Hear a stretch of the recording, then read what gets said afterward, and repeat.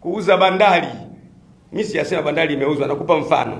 Asije kuwa anaondolewa kwa sababu amekataa kuuza mapoli. Asije kuwa ameondolewa kwa sababu anawatetea wananchi. Tukajikuta tunapoteza wakuu wa vyombo wazuri wenye uwezo wa kutetea nchi, na tunakuwa na wakuu wa vyombo ambao hawezi kuitetea nchi. Hiyo ndio hoja yangu ya kwanza. Na ni muhimu sana. Vinginevyo tukiendelea hivi hatuna nchi kule mbele. Hakuna mtu ambaye hajui kwamba wewe ukiwa mtu mzima na umefika kule juu ukaambiwa ufanye kitu halafu ukakataa au ukashauri vinginevyo, kwa hapa Tanzania au mahala pengine, hautasafa consequences, utasafa. Na wale wakuu wa vyombo mliopo, mnaweza kuyaona maneno yangu haya ni ya Gwajima. Itakapowafika na nyie mtaelewa kwa nini Gwajima alikuwa anasema haya. Mnaweza kureact na kusema Gwajima huyu kwa nini anaongea haya? Lakini mbona yaliyofika wenzenu? Yatakapowafika na nyie mahala fulani, na nyie mtaona. Nitoe mfano mzuri. Mimi ni mtu wazi. Mimi nikiongea naongea. Wakati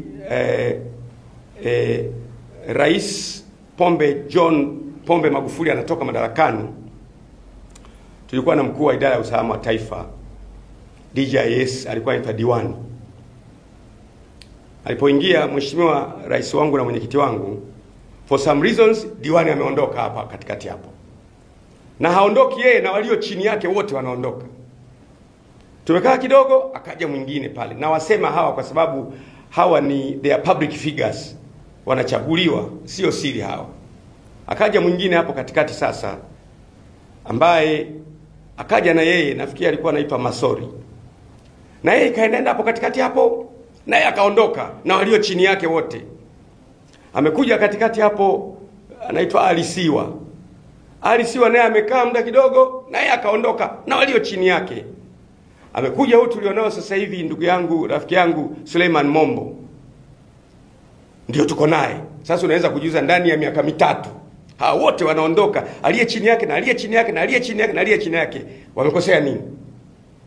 Kwa lazima tujifunze kwamba nchi ili iwe imara, iwe na vyombo vinavyobaki constant, viwe mbali na pressure ya wanasiasa.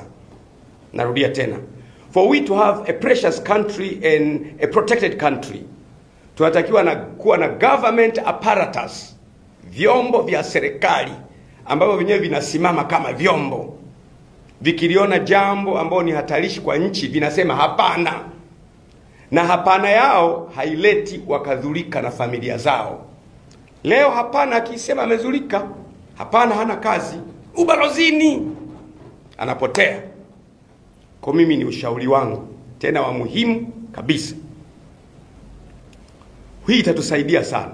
Nitoe mfano sasa. Narudi kule nilikotoka sasa. Kwa mfano, hawa wanaopotea, nikupe mfano, wanaotekwa na kupotea hawa. Ikiwa kuna kikundi ambacho si idara ya usalama wa taifa, sio polisi, sio jeshi la magereza, sio jeshi la wananchi, kinawachukua hawa watu, kinaondoka nacho. Halafu sasa hawa idara ya usalama wa taifa wanapofuatilia, wakagundua kwamba hicho kimetumwa na mwanasiasa fulani mwenye mamlaka iliyowateua, hawezi kukishughulikia. Nakupa mfano. Sijasema ni hivyo, nielewe vizuri. Nakupa mfano. Kwa sababu ni ngumu kuamini kwamba eti polisi anakwenda kumchukua mtu kwenye hoteli, anajitambulisha mimi polisi.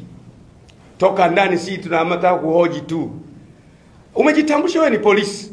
Halafu huyu mtu anaokotwa ametupwa. Sasa si umejiexpose mwenyewe? Sioni kama kuna chombo cha kweli cha Kitanzania chenye uwezo wa kumchukua mtu kikajitambulisha au kikaenda kumtupa, na kinamtupa huku kinamwambia sema asante Samia. I don't believe. Vyombo vyetu they are so competent. Vijana wa idara ya usalama ni competent, polisi wetu ni competent, jeshi la wananchi ni competent, magereza ni competent. Ila mimi nahisi navyoona kunaweza kuwa na vikundi vya watu vinavyofanya hii kazi. Na kama vikundi hivyo kama ikatokea vikundi vile, kwa mfano nika kikundi fulani, lakini aliye nyuma yake pengine ni yule kiongozi anayewateua hawa watu wa idara ya usalama wa taifa, wakifuatilia tumekukamata, afakwambia nyamaza, itabidi anyamaze, asiponyamaza nje ya kazi.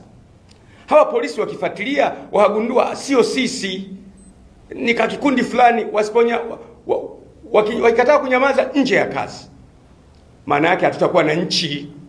Ni lazima hawa wakuu wa vyombo tuwalinde ili waweze kusimamia nchi yetu sawa sawa, tuwe na future iliyojaa baraka. Na pia damu kumwagia katika nchi ni laana pia, tunaiingiza nchi yetu kwenye laana. Nitoe mfano, mimi natoa mifano ya kueleweka. Mfano kama huu, nikupe mfano kama huu. Na rafiki yangu mtoto wa Mama Samia Suluhu Hassan anaitwa Abduli, rafiki yangu na nampenda na mheshimu, he's my friend. Natoa mfano sasa. Ikatokea Abduli mtoto wa Mama Samia, wa mwenyekiti wangu, wamekuja watu wamemchukua, wameondoka naye. Kesho kaokotwa hana macho. Unachukuliwa kwenye basi na watu wanaona, kesho unaokotwa huna macho. Sasa how do you feel?